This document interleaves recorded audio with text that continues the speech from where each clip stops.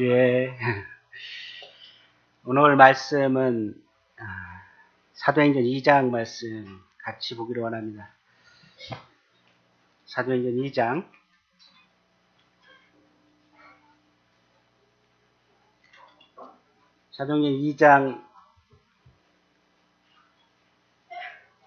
36절부터 41절까지 다 같이 읽겠습니다.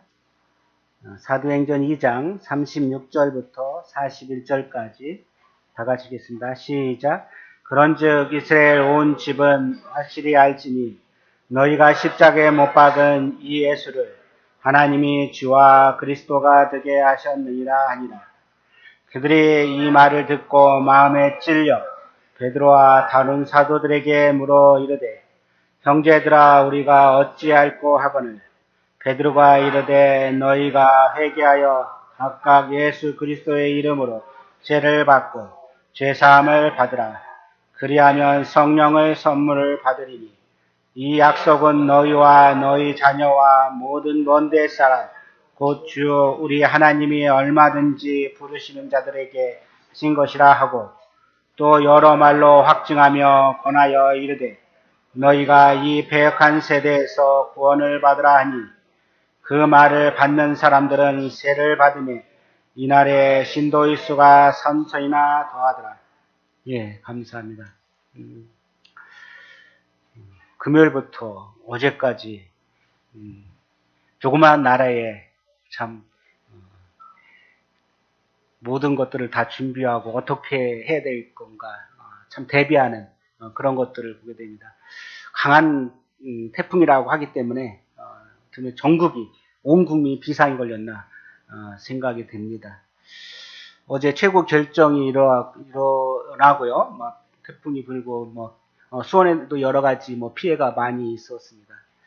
근데 그 전에 기상 예측하면서 강한 태풍이다 이렇게 말했죠.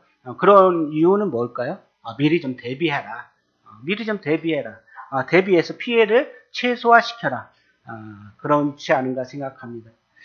하나님 말씀은 우리에게 경고하고 계십니다. 미리 대비하라고. 그렇죠? 미리 하나님 말씀이 이래 구약부터 신약까지 이르기까지 메시아가 오실 거고 그 메시아가 어떻게 하실 분이라는 것을. 그래서 성경에서 말하는 그 영생에 대한 분, 우리가 살면서 죽음이라는 부분을 이길 수 없잖아요. 죽음 이후의 삶이 있는데 그걸 준비하라 하는 것들을 보게 됩니다. 성경에 마태복음 25장에 보면은 열천의 비유가 나옵니다. 열천의 비유가 나오는데 천국은 마치 등을 들고 신랑을 맞으러 가는 열천녀의 비유를 통해서 우리에게 무슨 교훈을 할까 이렇게 생각합니다. 미래는 5처녀는 경고가 있었고 했음에 불구하고 등은 가지되 기름은 준비하지 않은 거죠. 태풍의 경고가 있음에도 불구하고 준비하지 않고 대비하지 않은 데는 어떨까요? 다 부서지겠죠. 저희도 준비하지 않고 대비하지 않아서 이쪽 옆에 있는 차고지 들어가는 그게 다 망가져 버렸어요. 깜짝 놀랐습니다. 우리가 준비했다면 이게 올려놓던지 어떤 대비를 했을 텐데.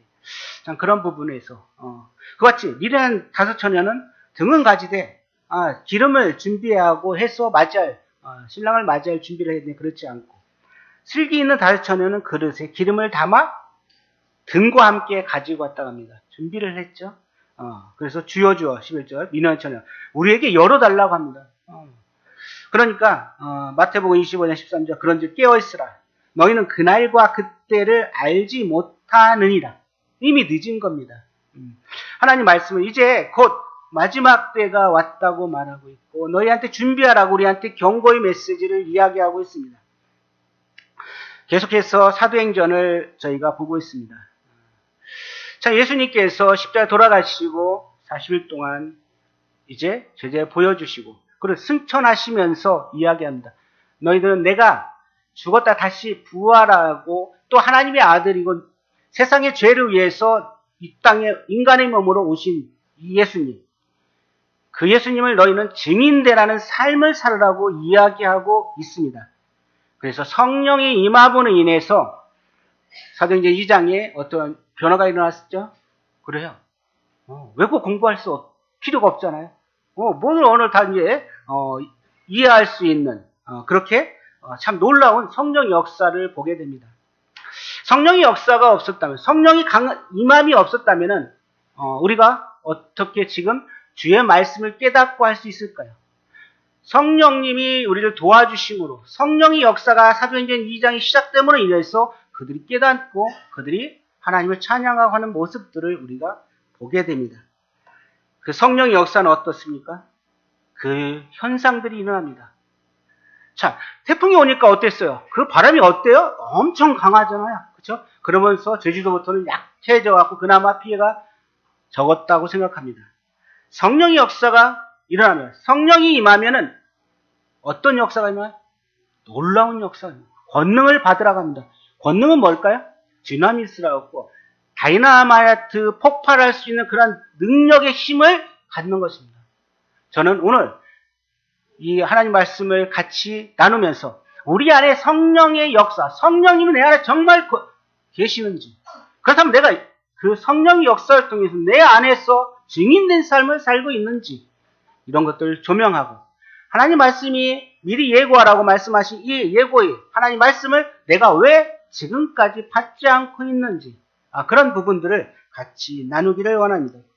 성령은 급하고 강한 바람같이 들렸습니다. 그리고 불의 혀같이 갈라지고 그게 보여주고 각각의 사람들 위에 얹혔다고 합니다. 성령은 각각의 사람들에게 의합니다. 공동체지만 각각의 사람들. 그렇습니다. 우리가 구원받고 났을 때, 구원받을 때 성령이 각각에 임하게 되는 것을 보게 됩니다. 그런데 두 부류가 있습니다. 한 부류는 어떨까요? 경건한 유대인들, 성령이 충만한 사람들이 있는가 반면에 지난번에 같이 나왔듯이 새술에 취했다. 이건 뭐냐? 술에 취해갖고 이 사람들이 좀 이상한 것 같다 하는 것입니다. 오히려 조롱하는 사람들이 있었습니다. 그래서 베드로는 설교를 할 때 유해 선지자를 구약을 통해서 이야기합니다. 예언이 성취된 것을, 그죠? 성령이 임함으로 예언이 성취된 것을 이야기하고 또 성취될 것도 앞으로 되어지지 않은 것도 말씀을 통해서 들었습니다. 그래서 누구든지 주의 이름을 부르는 자는 구원을 받으리라고 말씀하고 있습니다. 또 다윗을 들어서 다윗은 죽어 장사 지냈지만 이 예수 그리스도는 음부에 버려지지 않고 그는 육체의 썩임을 당하지 않고 하나님께서 그를 죽은 자 가운데 부활시켰다. 그를 오른손으로 예수를 높이시고 약속하신 성령으로 하나님께서 그들에게 부어주셨다고 이야기합니다.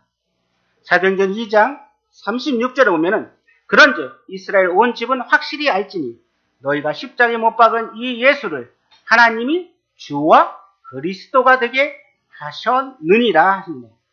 그렇습니다. 이스라엘 백성들, 유대인들이 자기들이 이 왕으로 오실 메시아라고 기대했던 그분이 인간으로 왔으니 받아들이지 않잖아요. 그리고 그를 십자가에 못 박았습니다. 그럼 베드로는 아주 이 복음의 핵심입니다. 어떻게 보면 이 복음의 핵심을 그들에게 아주 강하게 이야기합니다. 너희가 그 예수를 십자가에 못 박았다. 주와 그리스도가 되게 하신 하나님께서 한 그 예수를 누가 박았다고요? 내가 박았답니다. 아직 예수 그리스도를 믿지 않는 분이 계시다면 이걸 이해하시기 바랍니다. 주와 그리스도가 되시고 하나님이 주라는 것은 주라는 건 뭐야? 하나님이 그런 능력들을 가지고 계신 만왕의 왕이신 그런 분을 이야기합니다. 그리스도는 기름 부음 받은 자라고 이야기하죠. 그 같은 분을 너희가 십자가에 오히려 죄 없는 자를 십자가에 못 박았다. 이렇게 이야기합니다. 큐리오스라고 하죠. 주를. 그래서 먼저 유대인들은 이 말을 들으라. 그러니까 베드로가 설교하고 있는 메시지가 뭔지 너희들이 누군지를 알으라고 베드로는 설교를 하고 있습니다. 37절 볼까요? 37절. 그들이 이 말을 듣고 먼저 들어야 되잖아요. 듣지 않고 어떻게 하나님이 어떤 분인지 알 수 있을까요? 제가 어제는 비상근무하면서 이제 결혼식장에 저를 못 보신 분도 있고 그런데요. 아침 7시부터 저녁 8시까지 비상근무를 해서 잠시 2시 정도에 가서 이렇게 인사하고 이렇게 왔습니다. 그런데 이 직원하고 같이 이렇게 태풍이 올 것을 미리 이렇게 대비하기 위해서 점검을 하기 위해서 차를 타고 나가서 돌면서 한 30분 정도 그 직원하고 하나님 말씀에 대해서 이렇게 교제를 했습니다. 근데 듣지 못했던 거예요.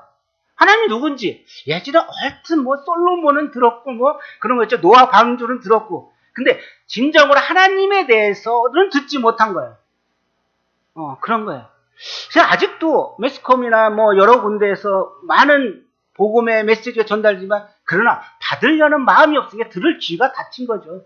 듣지 못하는 그런 모습들을 보면서 이렇게 하나님이 어떠하신 분인지 죄에 대해서 또 예수님에 대해서 이렇게 참 의미 있는 그러한 시간들을 가졌습니다. 그래서 먼저 말씀을 들어야 되는 거죠. 그래서 유대인들도 하나님이 어떠한 분이신 것을 너희가 그분을 십자가에 못 박았다는 것을 이야기하면서 그들이 이 말을 듣죠. 그리고 마음에 찔려 베드로와 다른 사도에게 물어 이르되 형제들아 어찌할꼬 하거늘. 먼저 말씀을 듣고 자신이 문제를 깨달아야 됩니다. 하나님 말씀에서 듣지 못하신 분, 처음 오신 분도 있을 것입니다. 하나님이 누군지, 예수님이 누군지 잘 모르시는 분도 계실 것입니다. 하지만 먼저 내 마음의 준비대해서 마음을 열고 하나님 말씀이 어떤지 이렇게 듣고자 하는 마음이 필요합니다. 열린 마음이. 그런 마음이 내 안에 있지 않고서는 아무리 앞에서 강단의 말씀을 전하고 개인 교제, 복음을 교제해도 마음이 닫혀 있으면 들어갈 수가 없습니다. 성령의 역사가 일어날 수가 없는 거죠. 그래서 로마서 10장 13절에는 누구든지 주의 이름을 부르는 자는 구원을 받으리라. 그런즉 그들이 믿지 아니하는 이를 어찌 부르리요? 듣지 못한 이를 어찌 믿으리요? 전파하는 자가 없이 어찌 들으리요? 15절에 보면은 보내심을 받지 아니하였으면 어찌 전파하리요? 기록된 바 좋은 소식을 전하는들이요 들이 발이요 함과 같으니.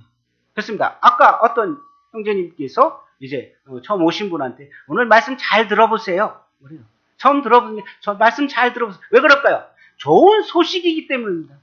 이곳에 시간 내서 오셨습니다. 그렇죠? 오셔갖고 하나님 말씀이 누군지 영혼에 대한 부분을 좀 생각해 보시라는 것입니다. 잔치집에 가는 것 좋죠. 그러나 조상집에 가라는 이유가 뭘까요? 당신도 언젠간 죽으니까 죽음을 대비하라는 것이죠. 잔치집은 많이 있잖아요. 근데 죽음에 대해서 우리가 할 수 없는 두 가지 일이 있습니다. 뭘까요? 첫 번째, 죄의 문제를 해결하지 못하죠. 두 번째 뭘까요? 죽음에 대해서 우리가 할 수가 없습니다. 내 스스로가 어떤 내 죄에 대해서 해결할 수가 없죠. 한 번은 저희 직원하고 이렇게 이야기하면서 남자 직원이 2명의 팀에 그래서 이야기죠. 안 선생님은 죄를 지은 적이 있습니까? 했더니 없대요. 없대요. 그리고 그러면은 뭐 죄를 짓지 않았으니까 죄인이 아니겠네요? 그랬죠. 그랬더니 다 죄인이 아니라는 거예요. 그러니까 이분들이 생각할 때는 뭘까요? 법률적으로 살인하든지 강도짓을 하든지 어떤 그런 거에만 초점이 있죠. 그렇죠? 그런데 가만히 보니까 그 다음에 다른 직원이 뭐 얘기하니까 화를 막 내면서 이야기하더라고요. 그래서 그것도 죄야. 그랬어요. 믿지 않는 것도 그러니까 죄인이 아니다 하는 것도 죄인이라는 거. 그걸 깨닫지 못하기 때문에 그렇죠. 그래서 오늘 말씀이 뭐냐? 너희가 한 것들이 너희가 생각할 때는 죄로 여기지 않는데 너희가 한 것들이 죄다 하는 것을 강하게 이야기해 주는 것입니다. 너희가 잘못됐다. 그를 하나님께서 주와 그리스도가 하겠다. 너희가 십자가 못 박은 이 예수가 너희가 그 죄인이라는 것을 이야기해 주고 있습니다. 그래서 하나님 말씀을 들을 때 마음을 여는 마음이 정말 필요합니다. 그래서 계시록 3장 20절에 볼지어다 내가 문 밖에 서서 두드리니 누구든지 내 음성을 듣고 문을 열면 내가 그에게 들어가 그와 더불어 먹고 그는 나와 더불어 먹으리라고 이야기했습니다. 그렇죠? 예수님 문 밖에서 문을 두드리고 있잖아요. 근데 나는 귀를 딱 막고 마음을 꽉 닫고 말씀을 전하려면 전하시고 교제하려면 하고 그런 마음이면 어때요? 전혀 열릴 수가 없습니다. 예수님 문을 두드리고 계십니다. 문을 여시고 또 구원받지 않으신 뿐 아니라 구원받은 성도님도 하나님 말씀을 드릴 때 어찌할꼬 하는 마음으로 말씀을 드려야 될 것입니다. 누가복음 8장 4절, 5절, 15절에는 씨 뿌리는 4가지 비유가 나옵니다. 이 하나님 나라의 비밀을 이야기하면서 씨는 하나님 말씀이라고 첫 번째 길가에 떨어졌다고 하고 바위 위에 떨어지고 가시떨기 속에 떨어지고 좋은 땅에 떨어졌습니다. 자, 하나님 말씀 곧 씨가 땅에 떨어졌는데 길가에 떨어지면 어떨까요? 그냥 새들이 와서 다 가져갑니다. 말씀을 빼앗기는 거죠. 바위 위에 떨어졌다는 건 뭘까요? 싹이 나는데 습기가 없으니까 말라버리고 기쁨은 밭에 뿌리가 없어갖고 잠깐 기쁨 가운데 있다가 시련이 오면 배반하는 모습. 가시떨기 속에 떨어졌다는 건 뭘까요? 가시와 함께 자라다가 이생의 자랑, 재물, 향락 그런 걸로 인해서 내가 떠나버리는, 함께 자라되 기운이 막혀버리는 세상적인 욕망, 세상적인 것들에 인해서 기운이 막혀버리는 것입니다. 자, 좋은 땅에 떨어졌다는 건 뭘까요? 100배의 열매를 맺습니다. 우리가 하나님 말씀을 들을 때 이와 같은 마음의 자세가 필요하다고 생각합니다. 그래서 먼저는 닭갈이라고 하죠. 복음을 전할 때. 그렇죠. 마음의 상태 준비가 되지 않고서는 하나님 말씀이 자랄 수가 없습니다. 내 마음을 열고 또 하나님 말씀이 어떤지 귀담아 듣고자 하는 그런 마음이 필요하죠. 그래서 로마서 10장 9절에는 내가 만일 내 입으로 예수를 주로 시인하며 또 하나님께 그를 죽은 자 가운데서 살리실 것을 내 마음의 믿음은 구원이다. 그렇습니다. 마음의 변화가 필요하죠. 예수님 받고 나서 변화 필요해요. 주로 인정하고 주와 그리스도가 되게 하셨다고 말씀하셨습니다. 그러니까 그들의 마음가운데 어떻게 찔림이 되고 그렇구나. 내가 하나님이라면 이스라엘 백성 얼마나 저기 할까요? 그죠? 그분을 십자가 못 받고 우리가 잘못했구나. 그래서 사람이 마음에 믿어 의에 이르고 입으로 시인하여 구원을 받는다고 합니다. 이같이 독생자 예수 그리스도를 이 땅간에 보내신 이 예수를 십자가에 못 박았는데 바로 너희가 십자가에 못 박았다. 이렇게 이야기합니다. 이 베드로의 설교 가운데 유대인의 반응은 어떨까요? 한번 보면은 37절. 그들이 이 말을 듣고 마음에 찔렸다고 합니다. 하나님 말씀이 전파됐을 때, 복음이 선포됐을 때 그들의 마음, 너희가 잘못한 것을 이야기했을 때 그들의 반응은 어떨까요? 그래, 이야기하려면 해. 나는 나야. 그렇게 갔나요? 아닙니다. 이들은 어떻게 했냐면 마음에 찔렸다고 합니다. 하나님 말씀을 듣고 나서 성도님들 마음에 찔린 적이 얼마나 있습니까? 최근에 하나님 말씀을 듣고 나서 맨 마음에 찔려갖고 내가 이런 삶을 살면 안 되겠구나 하는 마음에 찔림이 된 적이 얼마나 있습니까? 최근에 있습니까? 이런 회복이, 믿음의 회복이 좀 있으면 좋겠다 생각합니다. 저도 동일합니다. 하나님 말씀에 정말 눈물을 철철 흘려서 주님 그렇습니다. 주님 이 말씀이 저를 살리셨군요. 이 말씀이 저를 움직이셨군요. 그래서 성령이 나한테 임함으로 성령의 충만함으로 인해서 나의 삶이 완전히 뒤바뀌어버리는 그런 삶, 주님을 위해서 내가 살겠다는 삶, 그게 우리의 삶 가운데 있을 것입니다. 이 베드로의 설교를 듣고 나서 유대인들의 반응은 뭐였습니까? 마음에 찔렸다고 합니다. 마음에 찔렸다는 것은 극심한 마음의 염려와 양심의 가책으로 인해서 심령의 깊은 고통을 느꼈다고 합니다. 어떤지 아시겠죠? 이 마음에 찔렸다. 그냥 단순히 그래, 내 마음 찔렸어. 그게 아니라 그런 마음에 깊이 찔렸다는 것입니다. 그래서 영어 성경에서는 이 NIV에서는 커트라고 합니다. 잘라버렸다고 합니다. 그리고 마음을 칼로 도려냈다는 것입니다. 가슴이 찢어지는 것 같다고 합니다. 킹 제임스 버전은 브리크라고 그래갖고 바늘로 따끔따끔하게 찔리는 것. 바늘로 한번 찔러보면 어떨까요? 정말 고통이죠. 이거 고통 아닌 거 없습니다.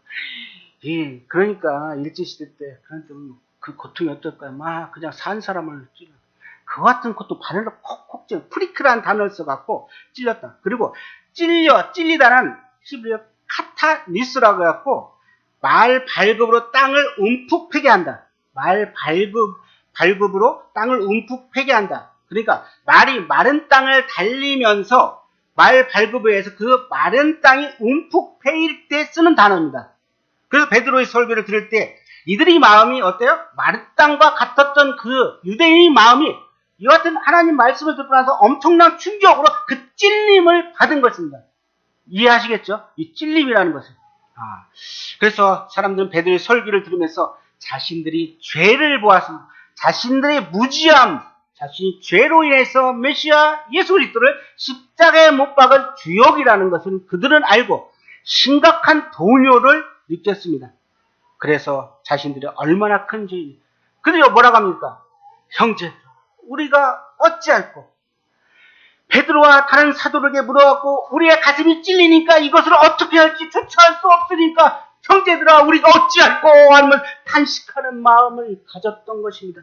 아직 예수 그리스도를 못 믿으니, 내가 예수 그리스도에 대해 잘 몰랐으면, 아니 배척하고 있다면 그 예수님이 나의 주인이시고 나의 죄 때문에 십자가에서 돌아가셨고 다시 죽으셨다 다시 부활하신 그분, 우리를 위해서 이제 처소를 예비하면 다시 오시겠다는 그분을 배척하고 십자가에 못 박지 말고 이제 내가 잘못했고 마음의 찔림을 갖고 어찌할꼬 하는 탄식하는 마음이 우리 안에 있어야 될 것입니다.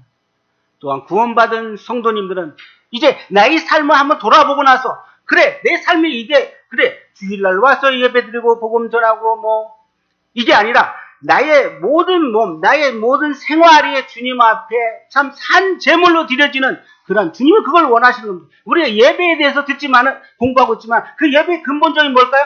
너희 자신을 주님 앞에 드리라는 것입니다. 산 제물로 드리라는 거예요.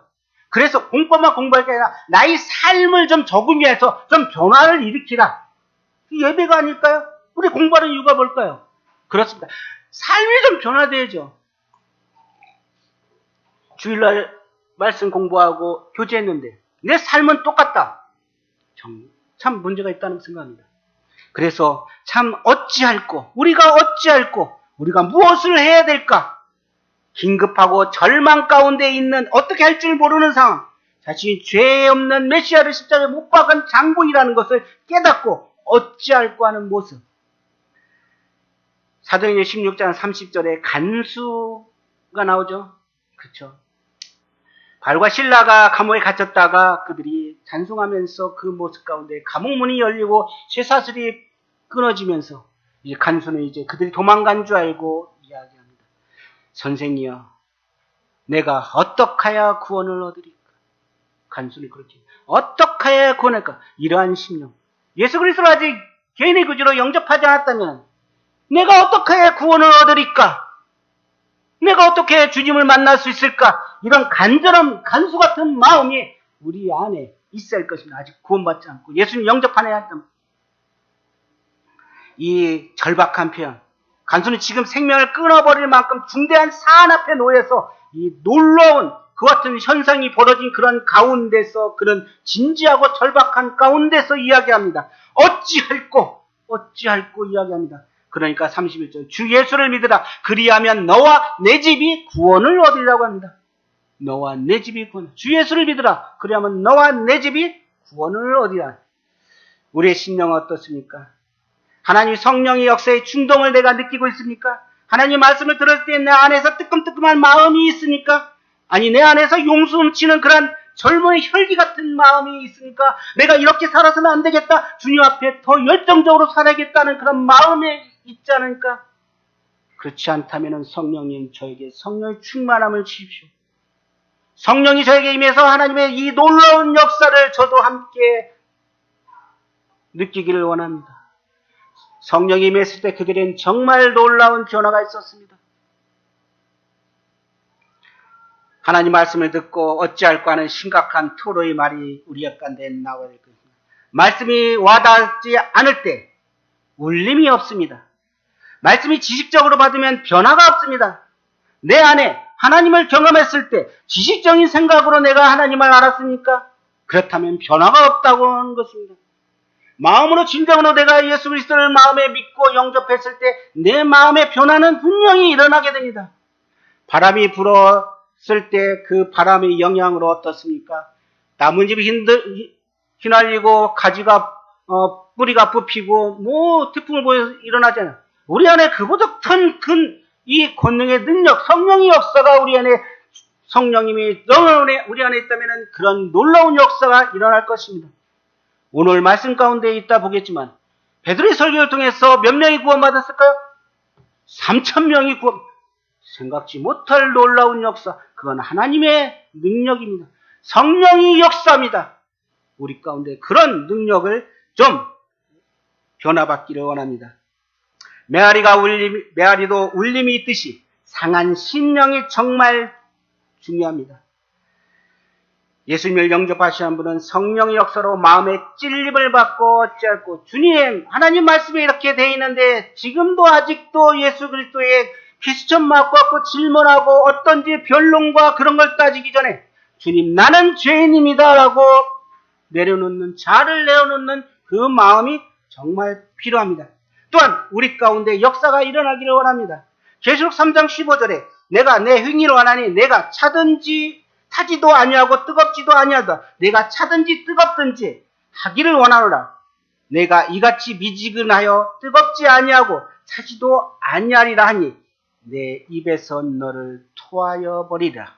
라오디교회에 대해서 있습니다. 주님께서는 우리에게 주님이 이 생명을 본인의 생명을 피 흘리시면서 우리를 구원하셨습니다. 주님이 원하시는 건 뭘까요? 그냥 미지근한 상태? 뜨겁지도 않고 덥지도 않은 상태? 그걸 원하시는 게 아닙니다. 뜨겁든지 차든지 하는 어떤 결단적인 주님 안에서 우리가 했지 않습니까? 주님 안에서 우리가 구원받을 때 주님 나는 주님을 주인으로 섬기고 나의 주재권이 내가 아니고 하나님이라는 것을 주재권을 우리는 인정했습니다. 그렇다면 이 주재권이 어때요? 계속 유지해야 되는데 어느 때는 내가 모든 걸 인도하고 있고 오늘 학생회에서 이야기했습니다. 어떤 학생한테 그렇게 구원받고 주재권을 하나님께 인정했는데 주재권에 대해서 본인은 지금 상황이 어떻게 생각하냐. 50대 50이래. 그래도 좋다. 50대. 왜? 50대 넘어와서 할 수 있습니다. 우리의 삶이 그렇지 않은가 생각합니다. 내가 주재권을 인정하고 내가 그리스도와 함께 십자가 못 받겠다고 하면서도 내 안에서 내 자아 때문에 내 자아를 죽지 않기 때문에 아직도 내가 살아있는 예수 그리스도를 믿지 않는다는 것은 뭐냐? 문제가 있냐? 내 자아가 살아있어갖고 그분을 인정하지 않는 거야. 내 자아가 너무 커갖고 그분을 예수 그리스도를 내 마음에 받아들이지 않는 것입니다. 이 자아가 죽어야 됩니다. 나는 아무 쓸모없는 막대기다. 하나님의 은혜가 아니면 나는 도저히 구원받을 수 없다는 그 철저한 어찌할꼬 하는 이 찔림의 마음을 내 안에 갖기를 원합니다. 회개는 메타노이에스라는 단어가 합성해서 나왔습니다. 어떤 한 방향으로 가다가 그 반대 방향으로 방향을 바꾸는 것입니다. 지금 내가 추구하고 추종하고 있는 마음의 방향에서 삶의 방향을 반대 방향으로 바꾸라는 것입니다. 나의 잘못된 고정관념을 이제 자신을 위해서 살았던 삶의 방식을 포기하고 하나님이 원하는 방식으로 유턴하라는 것입니다. 아직도 그렇게 유턴하지 않고 계신 분 계속 가실 것입니까? 계속 가시려면 그냥 가십시오. 그 끝은 어딜까요? 지옥입니다. 정말 가보죠. 성경에서 나오고 있습니다. 지옥과 천국. 그것은 어때요? 불과 유황이 꺼지지 않는 곳입니다. 저희는 그것을 알기 때문에 영혼들을 초청하고 복음을 전하는 것입니다. 그 영혼이 그곳에 가지 않게 하기 위해서 지옥이라는 곳에 가지 않게 하기 위해서 하나님 말씀을 전파하는 것이 아닐까요? 스테반의 설교를 한번 보겠습니다. 사도행전 7장 54절.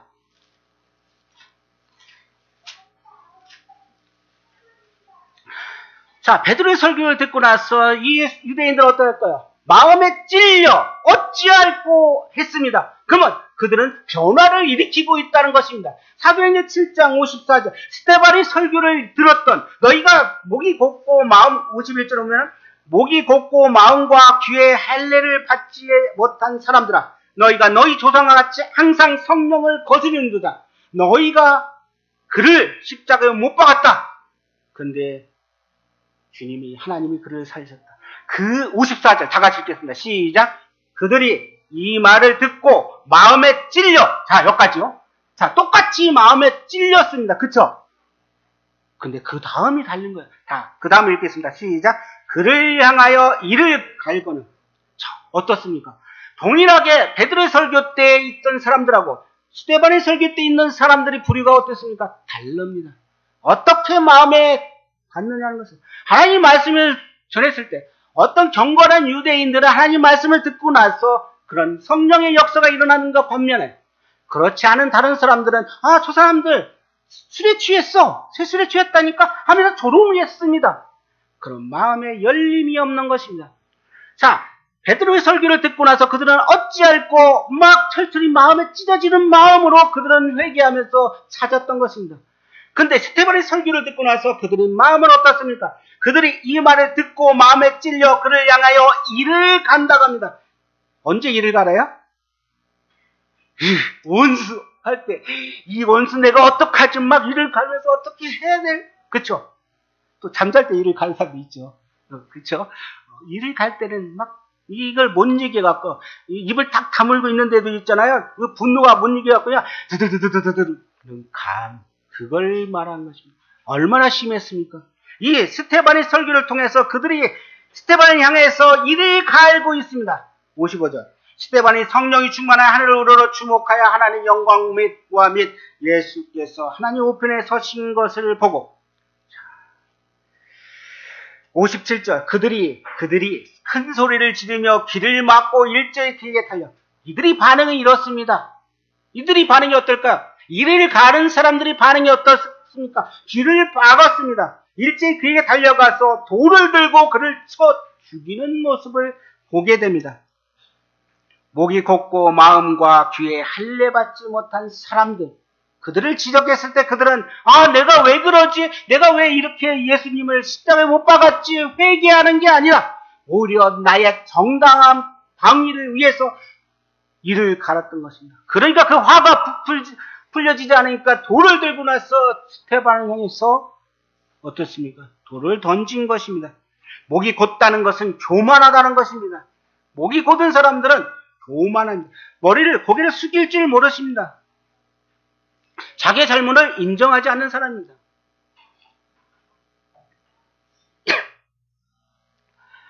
헬라어로 완고하고 고집센 사람을 이야기합니다. 목이 곧다는 것은 자기 욕심이 가득 차서 하나님 말씀을 들으려 하지 않고 순종하지 않으려 하는 사람들입니다. 출애굽기 32장 9절에는 여호와께서 또 모세에게 이르시되 내가 이 백성을 보니 목이 뻣뻣한 백성이로다. 얼마나 이스라엘 백성들이 했는지 알겠죠. 내가 아직도 예수 그리스도를 영접하지 않고 그분을 인정하지 않다면 나는 목이 꼭 뻣뻣하고 그런 사람이라는 것을 아시기 바랍니다. 나는 완고한 내 고집이 내 안에 있다는 걸 인정하기 바랍니다. 예레미야 19장 15절은 그들이 목이 곧게 하여 내 말을 듣지 않았다 합니다. 아무리 하나님 말씀을 들려주고 하고 하나님 말씀을 전해도 하나님 말씀에 대해서 목이 곧고 뻣뻣하면은 그는 그 자신이 교만해서 들으려고 하지 않습니다. 하나님 말씀보다 자기의 생각을 앞세우고 자기 고집을 향했던 것입니다. 느헤미야 9장 16절에는 그들과 우리 조상들이 교만하여 목을 굳게 하여 우리 주의 명령을 듣지 않았다 합니다. 교만하니까 하나님 말씀 드리지 않죠. 우리가 제일 조심할 게 교만입니다. 겸손하게 머리를 숙이는 게 필요합니다. 하나님의 음성이 들려질 때, 하나님 뜻을 발견하기 때 내 목을 곧게 하지 말고 머리를 쳐들지 말고 그 하나님의 말씀이 어떤지를 받을 것입니다. 아까 말씀에 이 스테반의 설교 가운데서 보면 목이 곧고 마음과 귀에 할례를 받지 않은 사람이라 이야기하였습니다. 귀에 할례를 받아야 되는데 그러지 않은 사람들, 말씀을 들을 수 있는 귀가 있어도 귀는 다 가지고 있죠 우리가. 하지만은 2개씩 있지만은 말씀을 듣고 있는 마음을 닫고 있는 사람도 귀는 2개죠, 그렇죠? 근데 뭐가 정작 필요해요? 듣지 않고자 하는 마음이 있는 거예요. 귀는 2개지만 똑같아요. 그렇죠? 어떤 사람 귀는 4개 갖고 4개 있는 사람이 예수님 말씀 잘 듣고 나서 구원 받았나요? 아니잖아요. 좀 이상한 사람이죠, 4개 있는. 근데 똑같아요, 2개는. 그죠? 근데 2귀로 똑같이 듣되 한 사람은 어때요? 마음에 어찌할꼬 회개하면서 들었던 사람이 있는가 하면은 스테반의 설교같이 했을 때 이를 갈면서 마음문을 딱 닫고 듣지 않으려는 마음, 듣지 않으려는 것, 온갖 세상에 죄악된 이야기를 솔솔 잘 듣지만 하나님 말씀에 대해서는 듣지 않으는 다른 나쁜 사람의 친구들의 이야기는 잘 듣지만 또 사기꾼의 말은 잘 듣지만 부모님 말씀은 안 듣는 사람들, 그렇지 않은가요? 부모님 얘기하면은요, 대꾸는 많이 하고 안 들으려고 하고 자아가 살아있으니까 그런 거예요. 아이들이. 하나님 말씀을 들을 때 그런 거죠. 나쁜 사람의 말씀, 친구들이 나쁜 꼬이면 참 잘 들어요. 사기꾼 말은. 근데 하나님 말씀을 전하는 앞선 사람의 말은 안 듣는, 진리를 선포하는 게 듣지 않는 사람들, 그들을 향해서 들으라고 합니다. 이스라엘아 들으라. 너희는 귀를 기울여 내 목소리를 들으라. 이렇게 이야기합니다. 귀 있는 자들은 들으라고 합니다. 들을 귀 있는 자들은 들으라고 합니다. 자, 마음의 할례를 받아야 합니다. 듣기는 잘해요.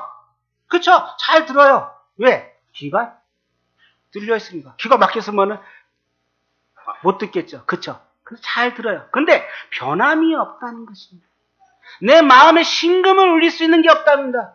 어찌할꼬 하면서 마음의 통해를 가지고 주님 너는 죄인입니다 하고 하는 마음을 가지고 이제 마음의 변화가 와야 되는데, 귀는 듣고 머리는 오케이 그래 잘 듣고 있어 하지만은 마음에 따라가지 않기 때문에 깨닫지도 못하고 실천하지도 못하는 것입니다. 그저 좋은 말씀을 머리를 가지고 다닐 뿐 자신이 삶과는 상관이 없다고 하는 것입니다.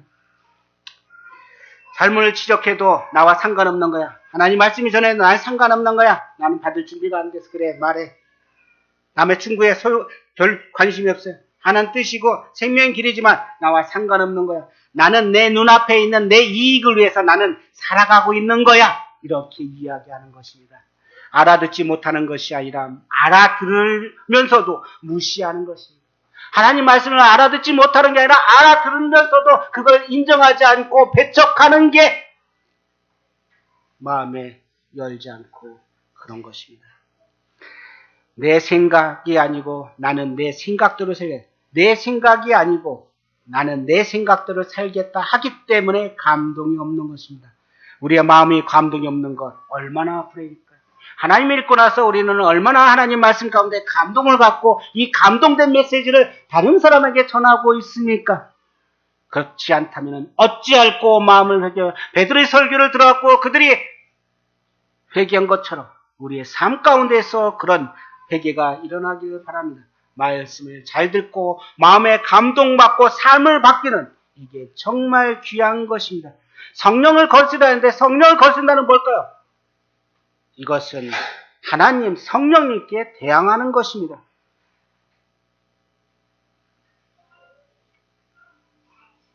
이 성령이 아니고서는 우리가 구원받을 수 없어요. 고린도전서 12장 3절이면 성령이 아니고는 누구든지 예수를 주라 시인할 수 없다고 이야기합니다. 내가 얼마나 흉악한 죄인이고 그것을 깨닫고 회개할 마음을 달라고, 새 사람이 되게 해달라고, 영생을 받게 해달라고 기도하는 마음이 정말 필요할 것입니다. 너희는 목이 곧은 백성이다. 목이 곧은 사람은 잠언 29장에 갑자기 패망을 당하고 피하지 못한다고 합니다.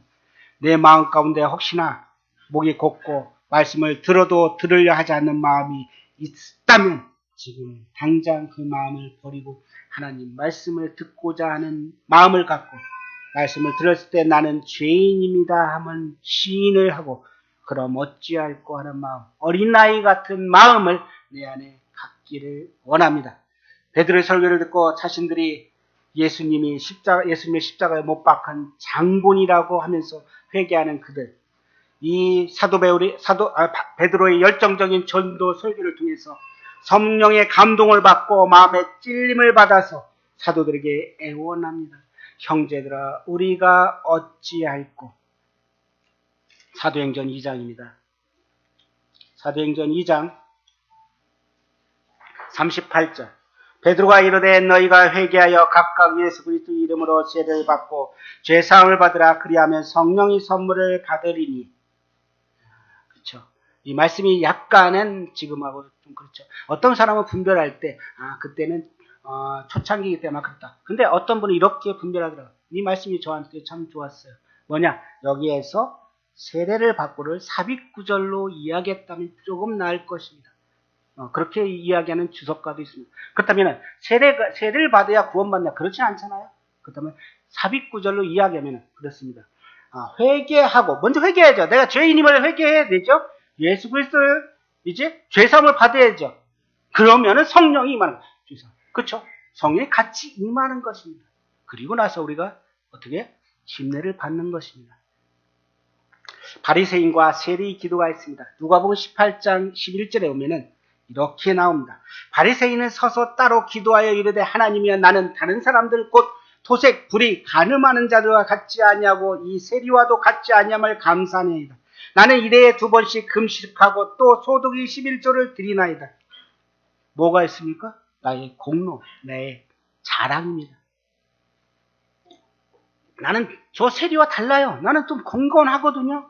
나는 좀 있는 걸 좀 드렸어요. 하나님 뭘 원하실까요? 아니야. 세리 같은 마음을 필요합니다. 세리 같은 마음이 좀 있어야 됩니다.